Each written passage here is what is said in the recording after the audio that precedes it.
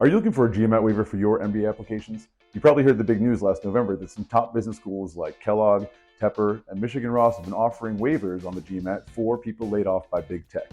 But there are plenty of other schools out there for plenty of other reasons why you might be eligible for a GMAT waiver as well. But is it right for you? Listen up.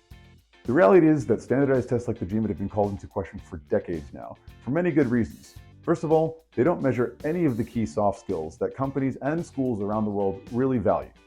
Second of all, there's a question of access, especially to test centers during moments like COVID, which brought on a revolution of testing from home, like online GMATs, and also the opportunity to submit other tests or even waive the test altogether.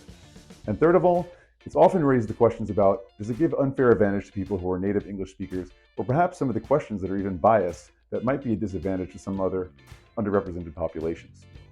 That said, there are some important reasons why the GMAT exists and how it could be advantageous to you. Something to really think about. First of all, it's probably been a long time since you've been in a classroom if you're applying for an MBA program, and the GMAT is often considered your first MBA course. It's a great warm-up for your brain, especially for some of those tougher finance classes. Second of all, scholarships, right? Merit-based scholarships are often derived from GMAT scores. So if you don't have a score to submit, that could put you in a position where you're just not eligible for any merit-based scholarships. Third of all, employment. This is really important. A lot of us don't think about the GMAT in terms of employment post-MBA, but actually a lot of top firms, especially in management consulting or investment banking, that look for competitive GMAT scores in their hiring process. So you could put yourself at a huge disadvantage if you don't have a GMAT score to submit then, and might have to actually take the GMAT as you finish your MBA, and that's not fun. And finally, it could actually call into question the quality of the program that you're considering if they don't require a GMAT score or if they're just offering waivers to anyone.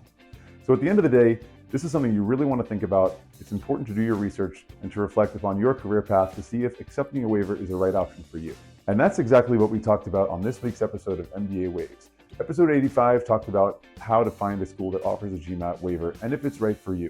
So in case you missed us, you can watch the playback on MBAwaves.com. And don't forget, we're live every week where you can ask great questions to admissions professionals from top schools all around the world and network with alumni. Check us out every Tuesday, 7 p.m. Paris time, 1 p.m. New York time at MBAwaves.com. See you then.